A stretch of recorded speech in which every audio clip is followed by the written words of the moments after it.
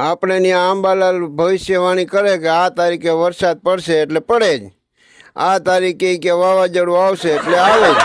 એટલે આજથી હજારો વર્ષ પહેલાં દેવાયત પંડિતે અમુક ભવિષ્યવાણી કરી હતી કે બગલા જેવા બળદ હશે અને હોલા જેવડી ગાયું હશે, પૈસે પાણી વેચાશે.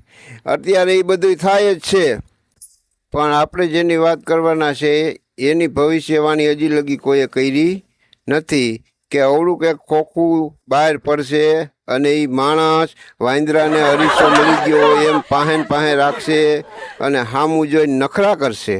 અને મારું દીકરું જીઓ જ્યારથી આવ્યું ત્યારથી આ મિસ કોલ બંધ થઈ ગયા. નકર પેલા જરીક જેવો મિસ કોલ આવે અને પછી એમ કહે કે મેં તમને કેટલા ફોન કર્યા, તમે તો ઉપાડતાય નથી. લગ્નની કંકોત્રી એમાં આવવા માંડી અને સામે વધામણા એમાં જ એવી રીતને જ આવવા માંડ્યા. અમુક તો 500 નોટનો ફોટો પાડીને મોકલી દે અને બાપાને છેલ્લા શ્વાસ ચાલુ હોય ને હા કે ડુસકું ભરીને આમ બાપા ઉપડા એ ભેગો તરત ને તરત ગ્રુપમાં મેસેજ પડી જાય કે બાપા આવી ગયા. તમારે ન થઈએ જ આવવું જ પડે. તમે પાછા એમ ના કહી શકો કે એલા વહેલી જાણ કરવી જોઈને તો અમે આવો જ ને, આ તરત ને તરત. અને પાછા એમ કે મને તો હમણાં ખબર પડી. અને ખોટીના માણસોને તો વરદાન મળ્યું એવું કામ કરી જાય. તમે એને પૂછો કે એલા ક્યાં છો તો કે અમદાવાદ, ભલે ને ગોદરું ઓઢીને ઘરે સૂતો હોય. અને ખોટું બોલો તો માપે બધા કે ઉપર જાહે ન્યા આ હિસાબ થાય, એવું કાંઈ નથી. બધું જી કરો એ આઈ નહીં, બધું કરીને જ જવાનું.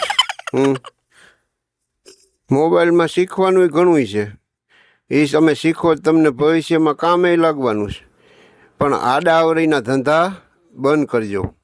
અત્યારે ટેકનોલોજીવાળો યુગ આવી ગયો છે અને મોબાઈલ વગર અટાણે કોઈને 5 મિનિટે હાલે નહીં.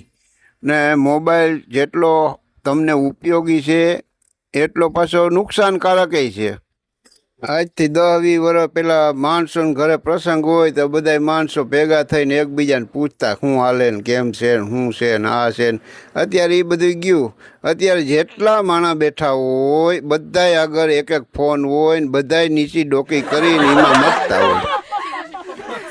પેલા મહેમાન આવતા તો રામ રામ કેમ છે મજામાં શું છે એ પૂછતા. અટાણે તો હાથમાં દોયડું લઈને જેઠા ઉતરીને સીધા ઘરમાં જઈને બોર્ડ જ ગોતતા ને પૂછતા તમારો આનો બોર્ડ ક્યાં છે.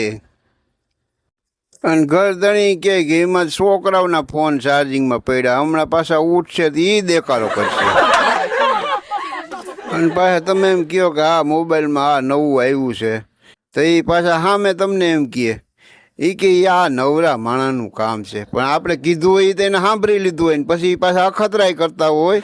પણ બાયણે એવો દેખાવ કરે કે એ કે મોબાઈલ વાપરતા નવરા માણાનું કામ. એવા માણસો પછી બાથરૂમ જાય ન્યાય ફોન ચાલુ હોય.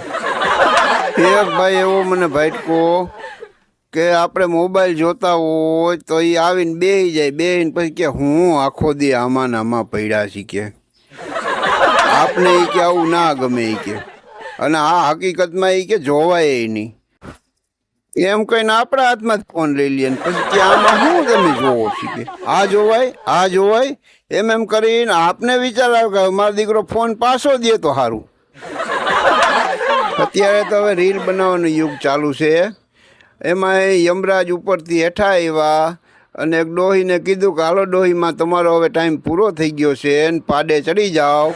ડોહીએ કીધું કે યમરાજ એક 5 મિનિટ મને દ્યો. યમરાજને એમ થયું કે આ 5 મિનિટમાં તો હું કરી લેવાની. તો ડોહીએ મોબાઈલ કાઢ્યો અને સ્ટેટસમાં મૂક્યું આઈ એમ ગો ટુ યમલોક. ને પાછું અત્યારે તો ઉઠીને માણસોને એક ટેન્શન એ કે સ્ટેટસ ક્યું રાખવું અને ઓલો ક્યાંક આપણાથી સારું ના મેલી દઈએ. એમાંય કંઈક નેટવર્કનો પ્રોબ્લેમ આવ્યો હોય તો હામાં બધાય ગબી જેવડા મોઢા કરીને પહેલાં ફોન જ આખો ખૂંદી નાખે કે મારો દીકરો આવતું કાં નથી એ કે. અને પછી બીજાને પૂછે એટલે તારામાં આવેશ.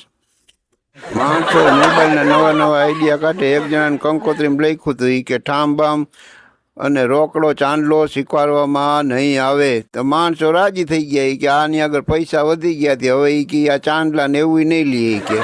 ત્યાં ગયા ત્યાં ખબર પડી કે ટેબલ ઉપર એને સ્કેનર રાખ્યું હતું. એ કે જમીન કે આમાં સ્કેન કરીને આમાં નાખો એ કે, પણ એ કે મેળવા તો નથી. છોકરાને કેટલા ટકા મારા કહ્યા એ એને ખબર નહીં હોય, પણ એના મોબાઈલમાં કેટલા ટકા ચાર્જિંગ છે એ એને ખબર હોય. હમણાં 80 હતું ને હમણાં એ કે 1% ઉતર્યું. અત્યારના જમાનામાં મોબાઈલ એવી વસ્તુ થઈ ગઈ છે કે તમે પહેલાં દીવો ઘંતા ને જીન નીકળતું ને એને પછી તમે કહેતા, એને બદલે અટાણે મોબાઈલમાં તમારે ગમે ખાવું હોય ક્યાંય જવું હોય ખાલી તમારે ફોન જ કરવાનો, તરત હાજર. અત્યારે ગમે એવું છોકરું હોતું હોય ને તો એમ કે એને ફોન દઈ દો, પણ ફોન દે ભેગું સાનું રહી જાય અને એને કહે કે મોબાઈલ વગર નહીં ચાલે. મોબાઈલમાં નવી નવી ટેકનોલોજી આવતી જ રહેવાની. હવે તો એવા નવા મોબાઈલ નીકળવાના કે તમે આઈસ્ક્રીમ ઓર્ડર કરો એટલે લોંદો ફર દેનાર મોબાઈલમાંથી બહાર પડે. મોબાઈલ અત્યારના યુગ પ્રમાણે બહુ જરૂરી વસ્તુ છે. એની સામે ન થયાના કરવાવાળા માટે નુકસાનદાયક પણ છે. અમુક તો મોબાઈલમાં રેડા બધાને ગાયરું કાઢતા હોય અને પછી ઓલા ઘેરે પૂગી જાય અને પછી પાછા એમ કહે કે મારી ભૂલ થઈ ગઈ, તમારી ગાય તમારો પીપરો. એટલે આવા ધંધા બંધ કરી અને મોબાઈલનો સારો ઉપયોગ કરો. મારો વિડીયો પૂરો જોયો એ બદલ તમારો આભાર.